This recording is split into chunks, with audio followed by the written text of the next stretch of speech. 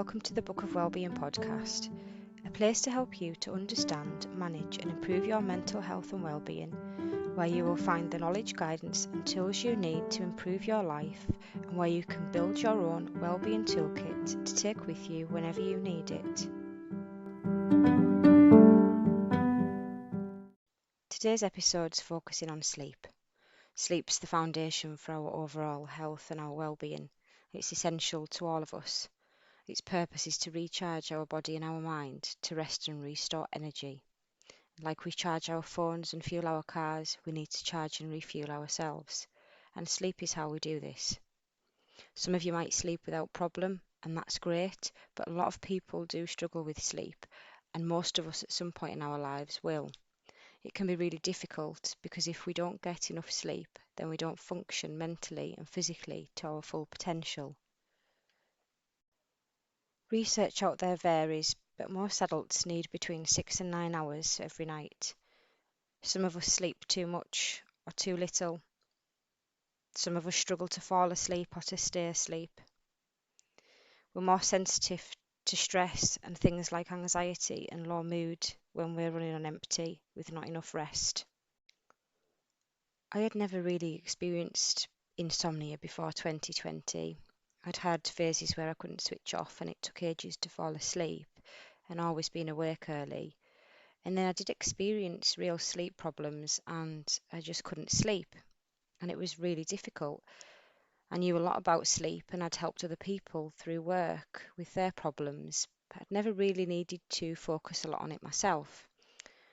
And then I made it my mission to work hard and change my patterns, habits and routines and put new things into practice because I really needed to sleep. And I'm going to share those things with you. If you get into bed, fall asleep relatively quickly, sleep soundly for around 7 to 8 hours, then awaken feeling fresh and jump out of bed without struggle and with motivation, then we are safe to say that you're sleeping okay. If not, then maybe you have some things to work on. We're all different and sleep difficulties are really common, so anything you experience in the sleep department is also really common, I can assure you. You're not alone. So what does sleep actually do for us? Sleeping better improves our mental health, including our anxiety and our mood. It gives us energy. It improves our physical and mental functioning. When we sleep, that's when our memories are processed and stored. So when you hear the saying sleep on it, it's actually quite true because when we've slept, we think clearer and our memory's sharper and more accurate. Sleep is really important for our physical health and our overall well-being. Now we'll go through steps to improving sleep. First, we'll think about general lifestyle things, and you've probably heard this before, but it's really important for a good night's sleep. Exercise. We need to move, we need to exercise through the day because if we don't, our bodies aren't tired. So if you spend a full day in the house, not a lot of moving about, and you're struggling to sleep, there's a good chance that that might be the cause because your body is not physically tired. So exercise is not just important for our physical health, we actually need it to be able to sleep properly. And when I say exercise, I don't mean hardcore cardio, even just walking is good enough exercise. Our diet's really important for sleep. So the main parts to think about is caffeine. Reduce caffeine. Once I drank a bottle of Diet Coke, not thinking anything about it. It was about 8 o'clock at night. I never slept till early hours in the morning, and I didn't realise that actually Diet Coke is full of caffeine. So try to stop drinking caffeine maybe mid to late afternoon if you're struggling with your sleep. Late at night, don't eat lots of sugar and big meals because this doesn't help sleep if you're struggling with it. Equally, during the day, we need to eat enough because we need to fuel our body in order for it to get tired. So a balance is really helpful. Nicotine and alcohol are both stimulants. I'm not preaching and judging because I've smoked and drank myself, but if you're struggling with sleep and you do smoke or drink and you can't stop, try to reduce this, or at least don't have a cigarette close to bedtime because that might be affecting how you switch off. Equally, if you're drinking alcohol, just be mindful because you might notice that you don't have as good a sleep as you think you would if you have a drink. And the final lifestyle tip might be hard for some people: stop napping. So if you struggle to get to sleep at night or stay asleep and you nap through the day, this isn't helping. This is making the situation worse because it's affecting and reducing the quality of sleep you have at night. So as difficult as it might be, cut the naps. And now steps to a better, healthier sleep. So I've put together 8 steps here. All of these small steps put together will make a big difference to the quality of sleep that you have, and they really do work. So number 1 is routine. We need to give our minds the message that we are shutting down for the day. So ideally 2 hours before we plan to go to bed, we need to start unwinding, we need to start relaxing. We can even do things that are boring as long as they're not stimulating our minds. Our sleep likes pattern, so we need to keep regular sleep hours, and we need to go to bed roughly, not every night, but roughly the same time most nights, and the same for getting up in the morning. We need to be getting up at the same time in the morning because this will improve the quality of our sleep if we're giving our minds and our bodies a pattern and a habit to follow.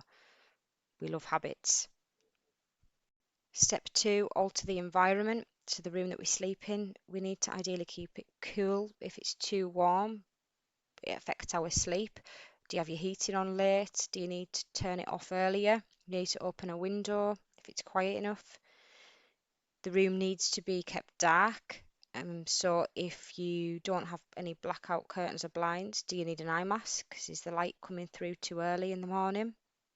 Step 3, spend as little time in bed as possible. So if you're not planning on sleeping, try not to lie in bed.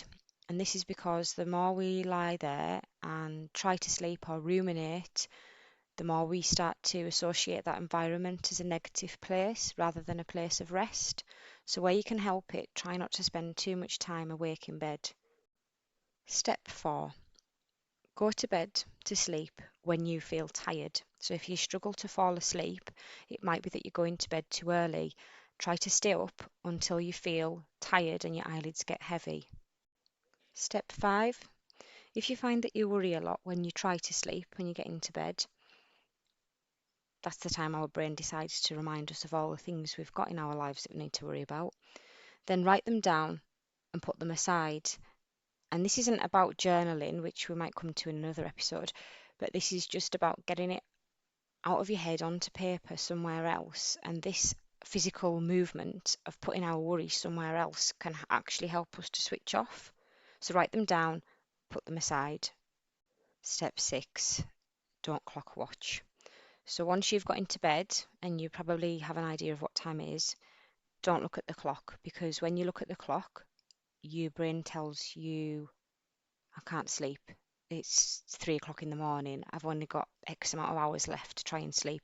So try not to look at the clock at all. And this includes going on your phone or tablet, because this will keep your brain awake more than you think. So we need to avoid them around bedtime.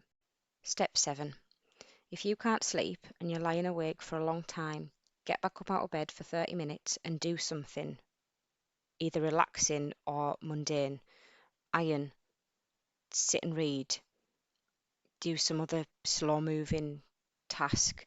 Get up for 30 minutes and then go back to bed, and keep repeating this until you fall asleep, because this really works. And step 8, when you wake up, get up. So the more we spend time lying in bed, either on our phone or ruminating or trying to wake up, what that's actually doing is making us feel less motivated and lethargic. So when you wake up, get out of bed straight away, because this will help to waken you up and help you to feel motivated for the rest of the day. Moving on to the toolbox for today. It's important to remember that some of the other tools from previous episodes and ones to come can also help with sleep, so I recommend that you try these. But the two that I have today to focus on sleep do actually really work. They're helpful. The first one is tell yourself not to go to sleep. So when you're lying awake and you can't sleep and you're struggling, your brain's getting stressed out because you can't sleep. So you're becoming frustrated and down about it. So what you do instead is you tell yourself, do not fall asleep, stay awake. And then what this does is it actually exhausts us because it's too tiresome to stay awake when we do the opposite to what our brain thinks it's going to do. Sounds strange, but it does work. Second tool is called the paradise method. So sometimes when we can't sleep, we're overthinking, we're ruminating, and our brain's making up all those stories that we can't quite let go of. So we need to put our focus onto something else, distract ourselves from those stories and that overthinking. So for the paradise method, as with any relaxation type technique, you need to try and relax your face and your body, so let go of tension, because you'll find that when you're not sleeping, you're probably tense. Once you've done this, you need to start to slow down your breathing, deep breathing, because when we're stressed, we tend to take quite shallow breaths, and we need to slow this down because this helps us to relax. So let go of tension, deeper breathing. And then you need to think about somewhere that feels like paradise for you and use a visual image and also use your senses when you're in that place. So for me, it would be a type of beach. I won't go into full details because it'll take a while, but just think about somewhere that would be like paradise or a relaxing place for you and try to visualize and experience it just for a short amount of time, maybe 30 seconds, and see if this helps you to switch off. If it doesn't, try it again. Focus on letting go of tension, then you breathe in, and then thinking about a place of paradise. Try it. Sometimes it works. My final piece of advice for you today around sleep. Before you go to sleep, forgive everyone. No matter what's happened through the day or the week, the month or the year, be at peace with them to give your mind the peace it needs to shut down and switch off. This forgiveness doesn't have to be for them if that's too hard for you, but do it for you. It's amazing how much resentment and dwelling we can hold on to at night about things that have happened with other people. To try to learn to forgive before you fall asleep.